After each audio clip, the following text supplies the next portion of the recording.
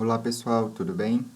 Eu vou gravar esses vídeos pensando nos pontos, né, que eu acho mais importante para a prova de obstetrícia, tá? Eu vou explicando cada um, são os pontos, não vai ser todo, não vou dar aula, é só para ser vídeos curtos explicando os pontos mais importantes. Aí eu vou usando os slides dela aqui e a gente vai seguindo neles, tá? O primeiro tópico, né, anamnese obstétrica e exame físico da gestante. Aqui a gente tem os sinais de presunção, assim, para a prova tem que saber os sinais de presunção, assim, a definição de cada um, os sinais de probabilidade e os sinais de certeza.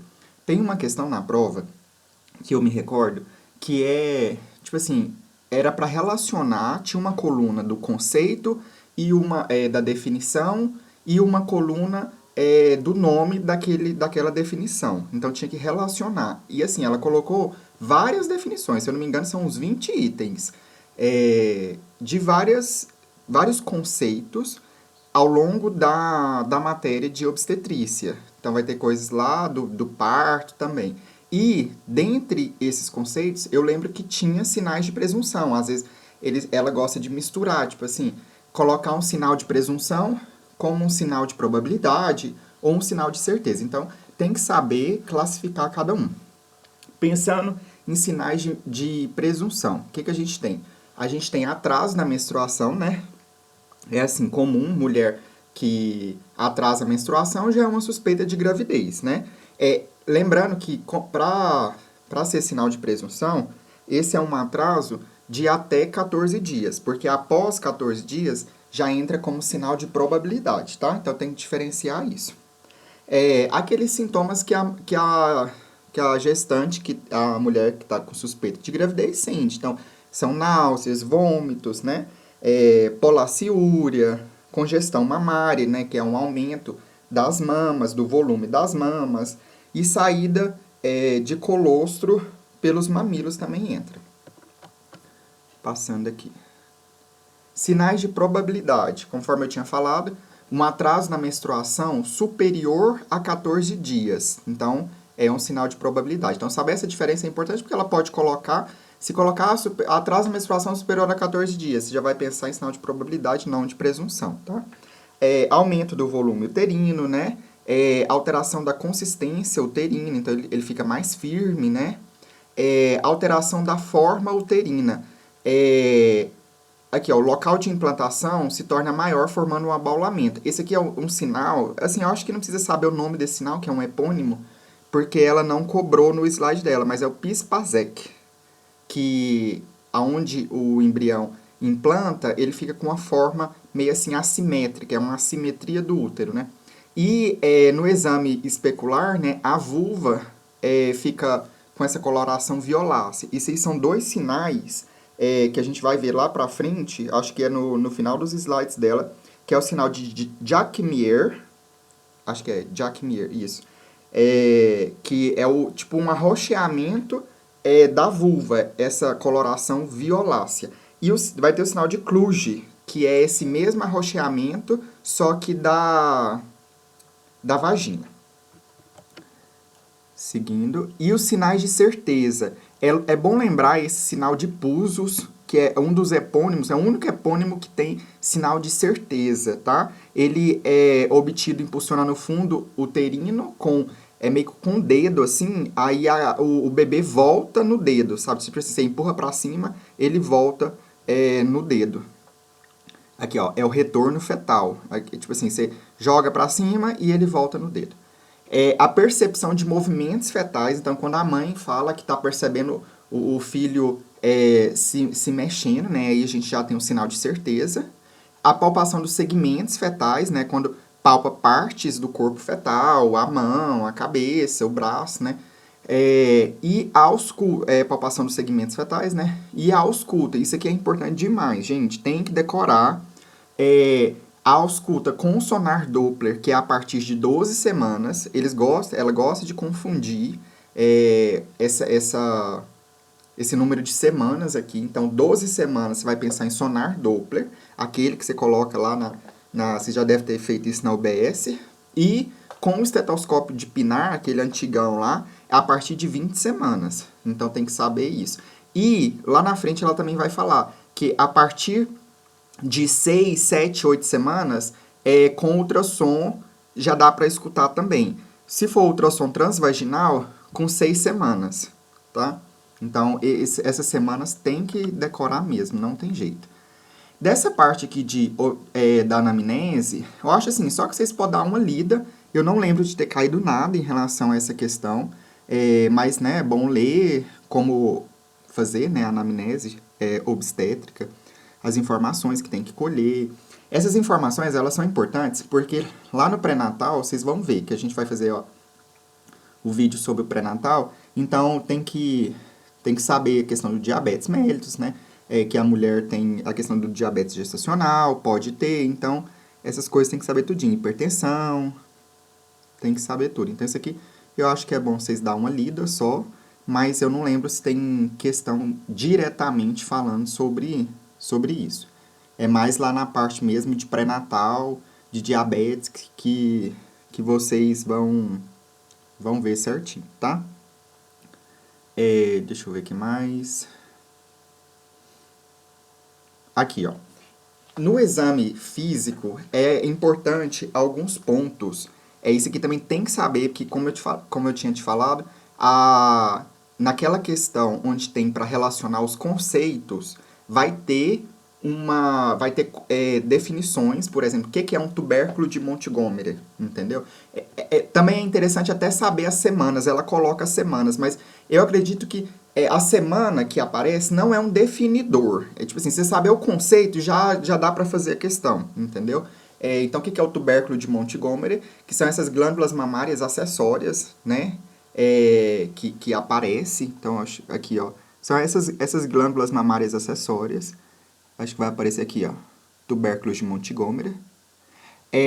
A rede venosa de Haller, né? Que é o aumento da circulação venosa aqui, ó. Um aumento da circulação venosa, tem que saber isso aqui também. E o sinal de Hunter, que é o desenvolvimento da areola secundária. A areola secundária é tipo, como se fosse outra areola, sabe? Tipo assim, ela fica... Deixa eu ver esse daqui. Aqui, ó, os tubérculos de Montgomery, rede venosa de Haller, e aqui, ó, o sinal de Hunter, que é tipo uma areola separada, entendeu? Então, esses conceitos, eles têm que saber. E aqui, se for decorar as semanas, né, que ela coloca as semanas, mas não, acho que não, como eu falei, não é um critério para responder a questão. Sabendo a definição, já tá bom, tá? Ainda sobre o exame físico obstetro, é importante demais saber os 4 passos da manobra de Leopold. Lógico que você vai fazer tudo, né? A altura uterina, a ausculta fetal, a palpação e a inspeção. Mas, bastante importante aqui a palpação pelas manobras de Leopold e a ausculta fetal. Tem que saber o que cada passo da manobra de Leopold avalia, tá? Então, a gente vai passar por eles agora e eu vou explicando direitinho. Aqui, só comentando sobre a medida da altura uterina, só como que tem que ser feita a medida. A medida tem que ser feita desde a sínfise púbica, a borda superior da sínfise púbica, até o fundo uterino, né? Até quando você consegue perceber a borda cubital percebendo o fundo uterino. Aí você registra o fundo uterino. Isso aqui também é interessante saber, ó. Pela idade gestacional, tipo assim, pela altura do fundo uterino, você estimar a idade gestacional. Então, com 12 semanas, o útero se torna abdominal, né? Com 16 semanas, ele está entre a cicatriz umbilical e a sínfise púbica, então mais ou menos na metade. Na 20ª semana, vai estar ao nível da cicatriz umbilical. E a partir de 20 semanas, existe uma correlação que fala com a idade gestacional. Então, se ela vai estar, sei lá, com 26 semanas, ela vai estar com 26 centímetros de altura uterina. Tem uma imagenzinha que eu acho interessante, que é essa daqui, ó. Então, é o que a gente está falando, ó. Com 12 semanas, o útero se torna abdominal. Com 16 semanas, vai estar entre a cicatriz umbilical e a sínfise púbica. E com 20 semanas, vai estar na altura da cicatriz umbilical, Então, isso eu acho que também é importante ter na memória. Alguns conceitos, isso aqui também tem que saber os conceitos. É bom vocês lembrarem, gente, só a definição, porque como eu falei, naquela questão, aparece as definições e para relacionar os conceitos. Então, o que é a situação fetal? Então, a situação fetal é a relação entre o maior eixo do feto e o maior eixo uterino, né? Então, nesse caso aqui, ó, ele está longitudinal, ou seja, o maior eixo dele, que é a cabeça nádega, vai estar em relação ao maior eixo uterino, né, tipo na vertical. Então, essa aqui é a situação longitudinal. Aí, ó, maiores eixos do feto e útero são paralelos e coincidem. Esse daqui está na situação transversal, que o maior eixo do feto e útero são perpendiculares. Então, o maior eixo uterino é assim, e o feto está assim, o maior eixo do feto, né? Então, é perpendicular, formando aqui 90 graus. Nesse caso aqui, o maior eixo uterino é assim, e o feto também está assim. Então, eles estão paralelos aqui. E essa situação aqui é a situação oblíqua, né? Essa é a situação oblíqua. Uma outra definição que tem que saber é a apresentação fetal. O que é a apresentação fetal? Qual parte do corpo do feto se apresenta na pelve uterina, né? Então, aqui quem está se apresentando é a cabeça do neném. Então, essa chama apresentação cefálica. Aqui quem está se apresentando é o bumbum do neném. Então, é a apresentação pélvica. E essa aqui, a córmica, é o dorso do neném que se apresenta, o ombro do neném. Tá? Aqui. A altura da apresentação ela pode ser móvel ou fixa. Essa questão aqui vocês vão ver melhor lá na parte do parto. Isso aqui, nessa aula aqui, é mais importante na parte do parto. E os tempos da manobra de Leopold. Então, o primeiro tempo que tem que saber é a exploração do fundo uterino, que é a situação. Aqui você vai delimitar a situação do feto. Então, a gente vai palpar o fundo uterino. A imagem aqui é legal. A situação, a gente vai descobrir se ela está longitudinal, se está transverso ou se está oblíquo. Então, assim, esse aqui é o primeiro tempo. Quando você faz essa palpação aqui, você vai pensar assim, aqui está o quê? Aqui está o polo maior do neném, está a cabeça ou o bumbum, ou se está, se você palpar aqui, membros. Então, ele pode estar em situação transversa ou em situação oblíqua, entendeu? A situação longitudinal. Tem um mnemônico que pode ajudar vocês a decorar as manobras de Leopold, que chama SPA, S-P-A-A. Por que SPA? Você lembra assim, a criança, o que é o SPA, né? O SPA é onde as pessoas vão para relaxar, e o SPA do neném é a barriga da mãe, né? Então, é o SPA. O SPA, o S é de situação da apresentação, situação, vocês vão lembrar do conceito de situação para definir se está longitudinal, transversa ou oblíqua. Então, esse é o primeiro tempo da manobra de Leopold. O segundo tempo da manobra de Leopold, você vai definir no nosso mnemônico do P, é a posição, ou seja, para qual lado está o dorso do neném. Por que é importante saber o dorso do neném? Porque, por exemplo, para efetuar a ausculta, né, do BCF, você vai fazer a ausculta no dorso do neném. Então, a exploração do dorso fetal. Então, o que é a posição, né? A posição é justamente saber se está na posição esquerda ou direita. Então, se o dorso do neném tiver desse lado aqui, que é o lado esquerdo da mãe, então, em relação, lógico, à mãe, né? Então, a primeira posição, ele está em esquerda, ou seja, o dorso está do lado esquerdo materno. E a posição, se o dorso estiver do lado direito materno, a posição é a direita. O terceiro tempo da manobra de Leopold é a exploração da mobilidade do polo fetal, ou altura da apresentação. Então, no nosso mnemônico lá, o SPA com 2A. O A é de altura da apresentação. Então, você vai colocar a mão aqui, né? E vai ver aqui a altura da apresentação. Se ele está insinuado, ele vai estar fixo, e se você conseguir mexer a cabeça do neném, quer dizer que ele encontra alto. Essa questão de fixo alto, vocês vão entender melhor lá no parto. Isso é aqui, lá no parto, que é mais importante saber. E aqui também você confirma a apresentação. Você vai ver aqui, você está pegando aqui, é na cabeça do neném, ou você está pegando no bumbum do neném, entendeu? Então, você vai ver se é cefálica ou se é pélvica. E o quarto tempo, esse é o único tempo que você fica de costas para a mãe, tá? Então, aqui você muda a posição, o examinador muda a posição. E você vai fazer a exploração da escava. O que é isso? Você vai confirmar a situação, a apresentação e a altura da apresentação. Então, esse é o quarto tempo da manobra de Leopold. Sobre os batimentos cardíacos fetais, eu já tinha comentado, né? Eles podem ser percebidos pelo ultrassom de 7ª a 8ª semana de gestação, se for transvaginal, até 6 semanas. Com o sonar Doppler, 10 a 12 semanas, e pelo PINAR por volta da 20ª semana. Saber a frequência cardíaca normal é importante, que ela oscila entre 120 e 160.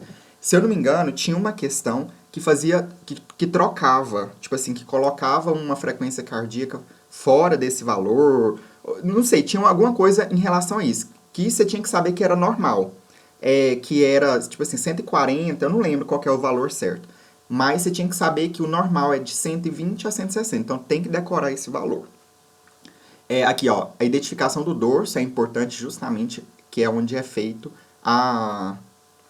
como que fala? A ausculta. Aqui, ó, sonar.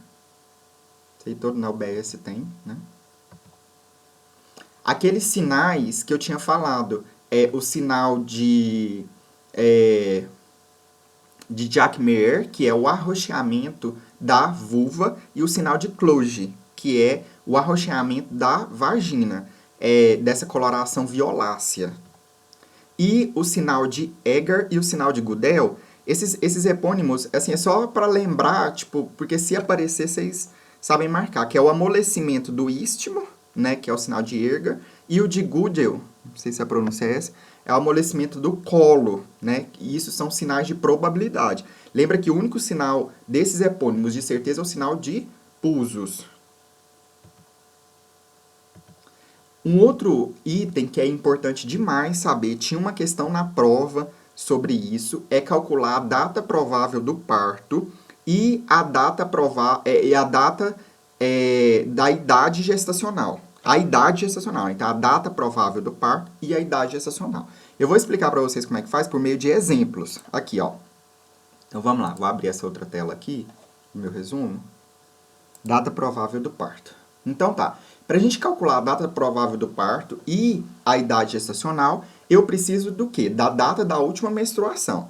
Lembrando, gente, que é o primeiro dia da última menstruação. Isso ela gosta de colocar para confundir, se eu não me engano, na prova tinha isso. Ela coloca um intervalo, entendeu? Então, assim, a menstruação da mulher desceu, sei lá, dia 1º de abril e durou até dia 5, sei lá, 6 de abril. Então, ficou 5 dias sangrando. Aí, coloca as duas datas.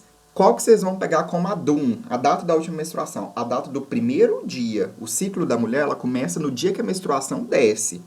Então, e lembrando que isso leva em conta a duração média de uma gestação normal, que é 40 semanas.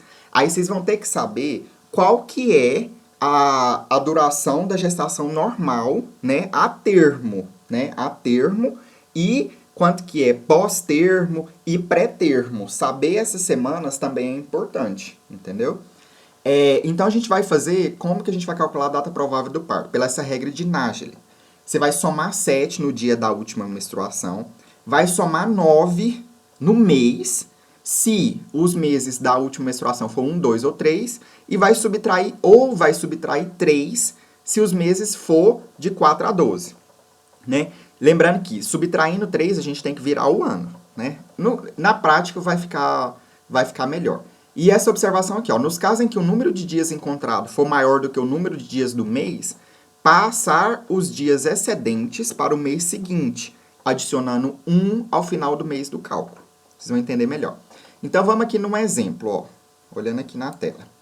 Vamos supor que a data da última menstruação, do primeiro dia da última menstruação, foi dia 9 do mês 10 de 2014. Então, eu vou fazer o cálculo da DPP, data provável do parto, do dia, o mês e o ano. O dia, eu vou pegar 9 e vou somar 7. Então, 9 mais 7 dá 16.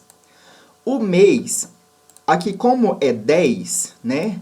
A gente vai fazer o quê? Subtrair 3. Se fosse 1, 2 ou 3, eu ia somar 9, não é? Então, você vai, de 10, você vai tirar 3. Então, vai ficar 7. Então, vai o mês 7.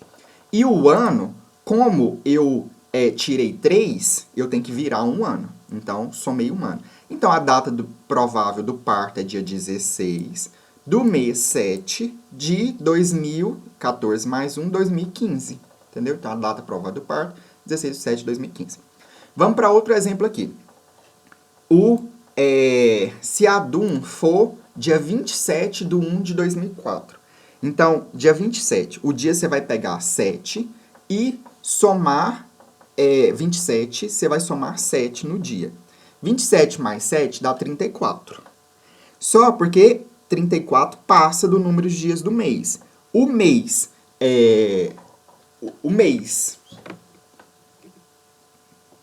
só um minutinho aqui. Tá, aí você vai pegar dias do mês 10. Não, aqui acho que ficou errado. Pera aí. Gente, retomando, é porque tava errado aqui, tá? Aqui tava 10. Mas dia do mês 1, né? Porque aqui tá do mês 1. Então, assim, ó. Dia 27 mais 7 dá 34. Quantos dias tem o mês 1? Mês 1 tem 31 dias. Então, passou, né? Então, você vai fazer 34 menos 31 dá 3. Então, ultrapassou o mês. Então, vai ser dia 3, no caso aqui, passou um mês. O mês, você vai pegar, como é que é mês 1, você vai somar 9. Então, 9 mais 1 dá 10. Só que tem um mês que passou do dia. Então, você vai somar mais 1. Então, aqui, ó, um mês que ultrapassou dos dias, mais 9, mais 1 da data. Então, ela vai ganhar neném no mês 11. E o ano, nesse caso aqui, não vai somar 1, porque ainda está dentro do mesmo ano, né? A gente só soma 1 quando eu tirar o 3. Aqui, no caso, eu somei 9 na regra. Então, ficou data provável do parto, 3 de novembro de 2004. O cálculo da idade gestacional. Então, que é o cálculo da idade? Como que é feito o cálculo da idade gestacional? O cálculo da idade gestacional, você vai somar o número de dias entre a data da última menstruação e a data da consulta, né? Dividindo o total por 7. Então, você precisa de duas informações. Você precisa da DUM e da data da consulta, né? Ela pode dar a data da consulta ou ser a data do dia, né, do dia atual. Como que eu gosto de fazer isso? Aqui cada um faz de um jeito. Eu vou explicar para vocês o jeito que eu gosto de fazer para não ter risco, que eu acho que não tem risco de errar. Eu preciso calcular o número de dias entre a DUM e a coisa. Então, eu vou calcular por mês. Então, eu faço desse jeito assim, ó. Eu escrevo no papel, eu coloco mês, começando do mês da DUM, e vou até o mês da data atual. Então, mês 4, a DUM dela veio dia 17, né? O mês 4 tem quantos dias? Aí você faz aquela regrinha da mão, né? Então, janeiro 31, fevereiro 28, março 31, abril 30. Então, abril tem 30. Então, mês 4 tem 30. De 17 para 30 tem 13 dias. Então, você escreve aqui. O mês 5 é 31, na regrinha da mão. Mês 5 é 31. Então, você anota aqui. Mês 6 tem 30. Mês 7, 31. Mês 8, 31. Mês 9 tem 30. Isso aqui você vai ter que lembrar só fazendo a regrinha da mão. Aí você soma todos esses dias. Aqui. Tá? Aí você soma todos os dias. Eu tinha esquecido de colocar o do mês 10 aqui. A conta total tinha ficado certa. Então, e o mês 10 só tem 5 dias, que é a data atual, né? Então, somando todos esses dias aqui, dá 171 dias. Dividido por 7, vai dar 24 semanas e 3 dias.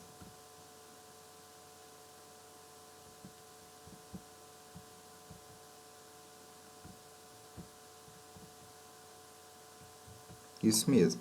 Então, vai dar 24 semanas e 3 dias. Então, o cálculo da idade gestacional